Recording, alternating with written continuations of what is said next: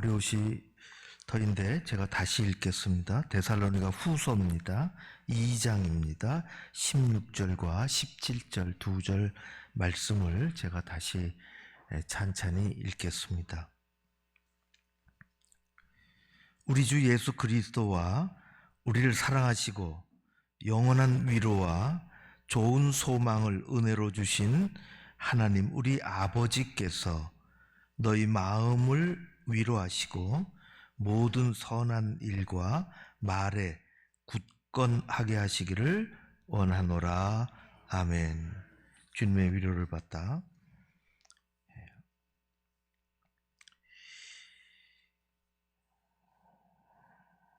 우리나라도 물론 그런 어려운 사람들, 힘들어하는 사람들, 소외된 분들, 이런 분들을 위한 정책들, 국가적인, 사회적인 그러한 장치들이 있지만은 영국하고 일본 같은 경우는 정부 부처로 아주 특이한 이름의 부서가 있는데 Ministry of Loneliness, 그거 참 번역하기가 쉽진 않은데 좀 어색하지만은 고독부, 외로움부, 그런 것입니다. 고독부라고 하는 것은 장관을 세워서 고독하신 분들, 어려운 분들, 그런 분들을 집중적으로 돕겠다 하는 것입니다. 쓰러지지 않도록 만들겠다는 것이죠.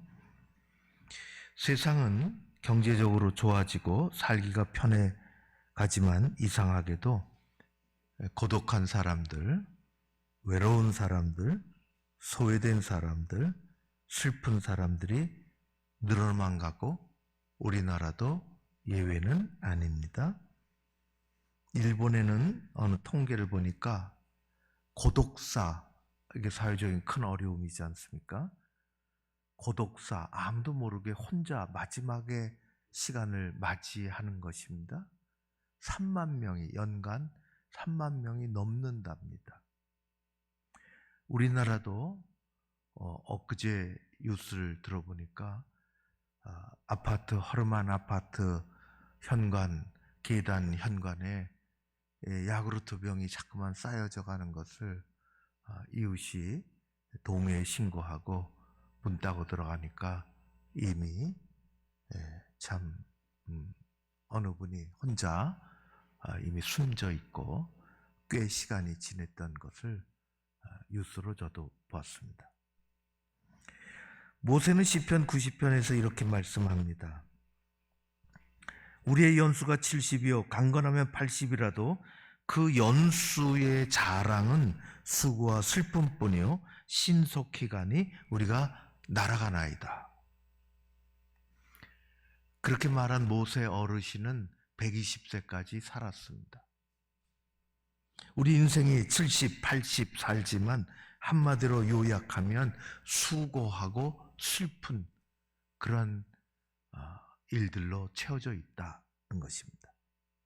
세상이 그리 만만치 않습니다. 아침부터 저녁까지 치열한 경쟁 속에서 지치고 힘들어갑니다. 세상은 험하고 우리는 언제나 생활에 무거운 짐을 지고 살아갑니다. 꽤 살만한데, 경제적으로 보면 괜찮은데 더 심화되어 가는 것을 볼 수가 있습니다. 어느 시인은 이야기합니다. 보라, 풀잎에도 상처가 있다. 꽃잎에도 상처가 있다. 들길을 걸으며 들길에 앉아 저녁노를 바라보면 상처 많은 풀잎들이 손을 흔든다. 상처 많은 꽃잎들이 가장 향기롭다. 길가에서 흔들거리는 풀잎에도 상처가 있고 아름다워 보이는 꽃잎에도 상처가 나 있습니다. 우리가 살아가는 인생길에서 우리는 상처를 받고 힘겨워합니다. 우리는 이래저래 많이 지쳐 있습니다. 어디 있든지 격려받고 싶습니다. 위로받고 싶습니다. 용기를 얻고 싶습니다. 이 세상에서 위로받고 용기, 누구에게인가 힘 있는 그런 말을 듣고 싶지 않은, 들을 필요가 없는 사람은 한 사람도 없습니다. 좋으신 하나님께서 역사하셔서 연약한 인생을 어루만져 주시기를 간절히 바랍니다.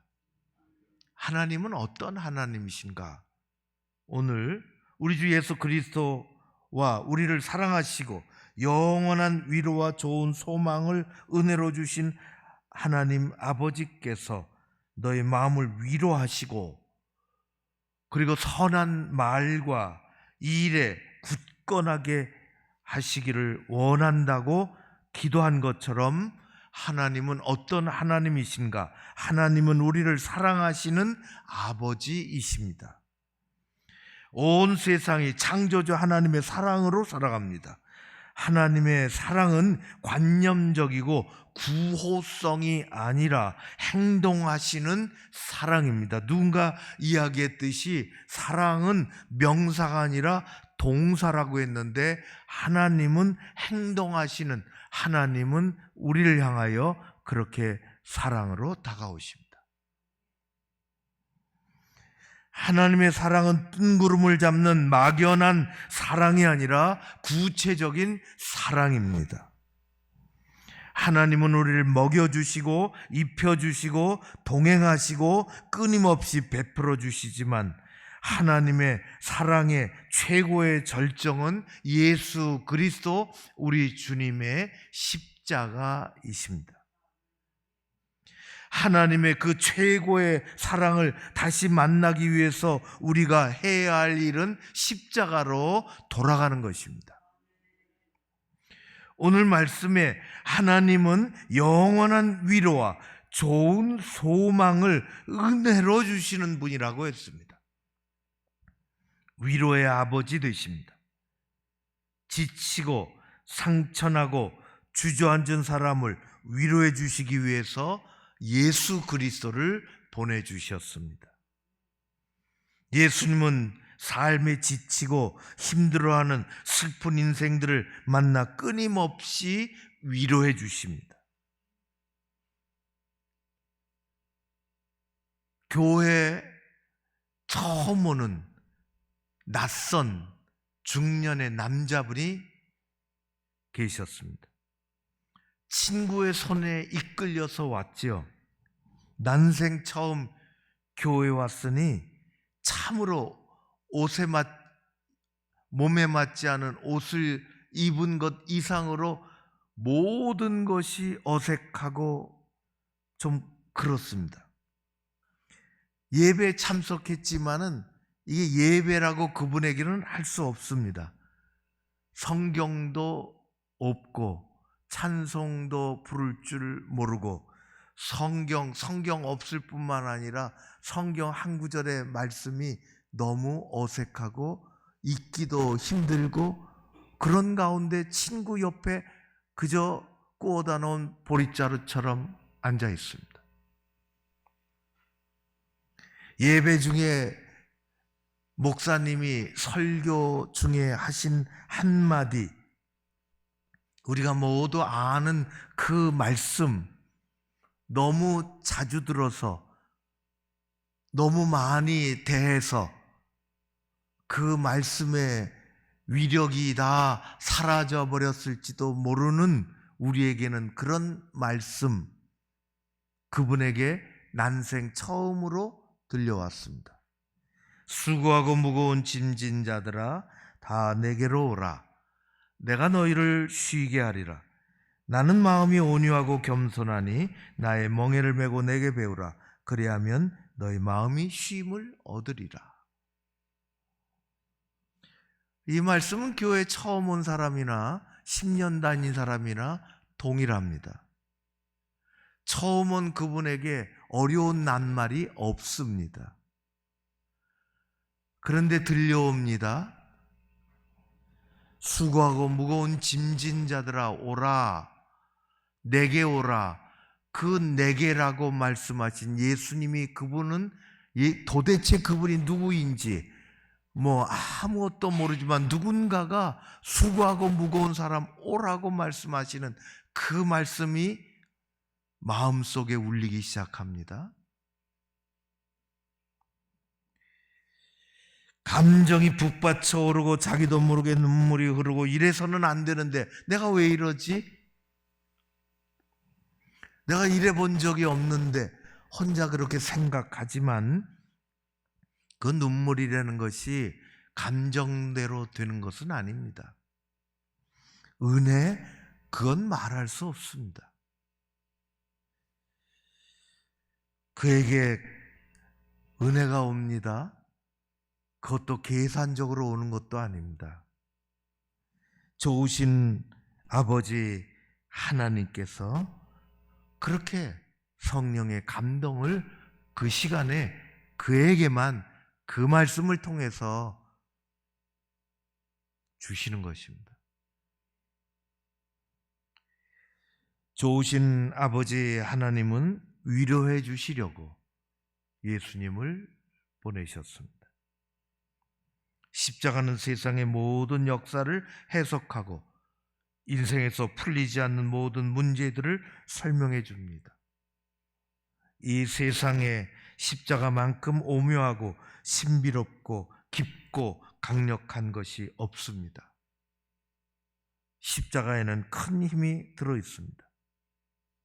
누구도 이 세상 무엇으로도 해결할 수 없는 죄를 해결해 주시는 힘이 있습니다. 인생을 변화시키는, 교회를 변화시키는 힘이 그 안에 있음을 믿습니다. 우리의 눈에서 슬픔의 눈물을 닦아주시고 깊게 위로해 주시는 신비한 힘이 들어있습니다. 십자가는 하나님 아버지께서 우리에게 주시는 위로입니다. 예수 그리스도, 그분은 상처를 입은 위로자라고 그렇게 얘기합니다. 그분이 위로받으셔야 할 험난한 길을 걸으셨고 수많은 상처가 난 그분이 십자가에 달리셔서 우리를 위로해 주십니다. 예수님 스스로가 고난을 당하고 채찍질과 온갖 모욕을 받으셨으며 마지막에는 십자가 위에서 못 박히시고 창에 찔리시고 마침내 그 심한 고통 가운데서 몸에 있는 물과 피를 모두 쏟으시고 돌아가셨습니다. 그분이 십자가에서 겪은 고통과 상처를 통해서 하나님은 우리의 고통과 상처를 싸매어 주시는 것입니다. 예수님은 우리를 치유하시는 분이시고 십자가는 치유의 능력을 가지고 있습니다. 십자가 앞으로 우리는 모든 짐을 그래서 가지고 나아가 주시는 위로, 세상과는 견줄 수 없는 주님만을 바라는 그 순수한 마음에 지금도 오늘도 허락해 주시는 그 위로를 우리는 받는 것입니다. 제가 한 10년 됐을까요? 이 말씀하고 우리 찬송하겠습니다. 신문에서 봤어요. 일본의 할머니 이야기입니다. 시바타 도요 할머니인데요. 이분은 2013년에 소천 101세로 별세하셨습니다. 유복한 쌀집의 외동딸로 태어나셨어요. 110년 전이죠. 지금으로 이야기하면. 10대 가세가 기울고 음식점 종업원으로 더부살이도 하고 결혼했지만은 불행하게도 이혼을 했고 30살에 다시 33살에 재혼을 하고 아들 하나를 두고 살아가는 이 할머니가 연세가 많으신데 총기가 있으시고 마음이 좋습니다. 나이 많아 아들의 권유를 받고 어머니의 재능을 발견했는지 시를 쓰라고 해서 이 연세가 많은 할머니가 시를 쓰기 시작하시고 아들은 산케이 신문에 투고를 하고 높은 경쟁률을 뚫고 신문에 실리기 시작을 했습니다.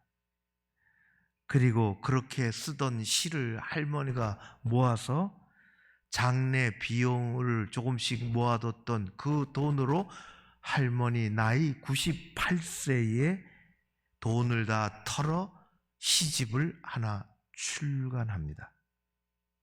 98세 할머니의 이 시집이 이름이 약해지지 마 이고 이 시집이 초대박을 터뜨립니다.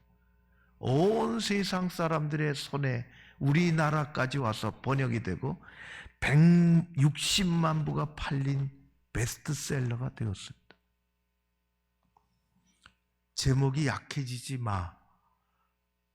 그 많은 그 할머니의 시집에 그 시가 하나 들어요. 약해지지 마라는 시가 이렇습니다. 있잖아. 불행하다고 한숨 짓지 마. 햇살과 산들바람은 한쪽 편만 들지 않아. 꿈은 평등하게 꿀 수 있는 거야. 나도 괴로운 일이 많았지만 살아있어 좋았어. 너도 약해지지 마. 시의 전부입니다. 예수님이 십자가로 우리에게 오늘도 말씀하십니다. 힘들다고 좌절하지 마. 어렵다고 주저앉지 마. 넘어졌다고 포기하지 마. 괴로운 일이 있다고 낙심하지 마. 억울하다고 울지 마. 불평스럽다고 한숨 짓지 마. 내가 세상 끝날까지 너와 함께한다. 지금도 십자가가 내 앞에 있다. 그리고 말씀하십니다. 너는 내 것이라. 내가 너를 지명하여 불렀나니 너는 내 것이라. 교회에 처음 와서 아무것도 모르는, 예수님이 누구신지도 모르는, 찬송가 어떻게 부를지도 모르는, 말씀의 시작과 끝이 무엇인지도 모르는, 교회에 앉아 목사의 설교를 한 번도 들어본 적이 없는, 내게로 오라 수고하고 무거운 짐진 자들아 내게로 오라, 그렇게 말씀한 분이 누군지도 모르는 그분이 그분을 눈물 흘리게 하고 힘을 얻게 하는 그 예수님께서 오늘도 살아계심을 우리는 믿습니다. 여러분의 일상의 삶에 함께 하시고 교회 주인으로 함께 하시고 사람의 생각을 뛰어넘는 하나님의 은혜가 여러분들에게 넘쳐나시기를 주의 이름으로 축원합니다. 고마우신